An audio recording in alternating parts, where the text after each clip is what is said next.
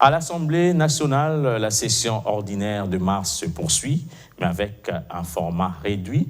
La conférence des présidents a opté pour un format qui respecte les mesures de restriction sanitaire contre la COVID-19. La Chambre basse du Parlement s'appuie sur le dernier verdict de la Cour constitutionnelle sur l'interprétation de l'article 114 de la Constitution. Cet organe de l'Assemblée nationale continuera à se réunir pour, entre autres, adopter la proposition de loi portant prorogation de l'état de siège et dans l'entérinement de la désignation des nouveaux membres de la Commission électorale nationale indépendante. Je vous propose de suivre le rapporteur de la Chambre basse du Parlement. Plusieurs questions ont fait l'objet de nos échanges. Entre autres, l'arrêt de la Cour constitutionnelle par rapport à l'article 144 et précisément sur l'état de siège. Et donc, cet article 144 ne permet pas à l'Assemblée nationale de clôturer la session pendant que l'état de siège est déclaré. Il y a aussi la résurgence de la pandémie Covid-19.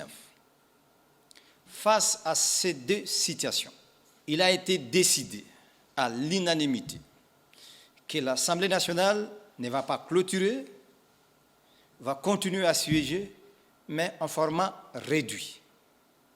Et cela par rapport aux mesures prises par le gouvernement. Désormais, il a été décidé que la conférence des présidents demande à l'Assemblée plénière de conférer son pouvoir au bureau et à la conférence des présidents qui sera élargie aux membres du groupe parlementaire qui vont assurer la permanence, de pouvoir proroger successivement les délais de 15 jours en ce qui concerne l'état des sièges.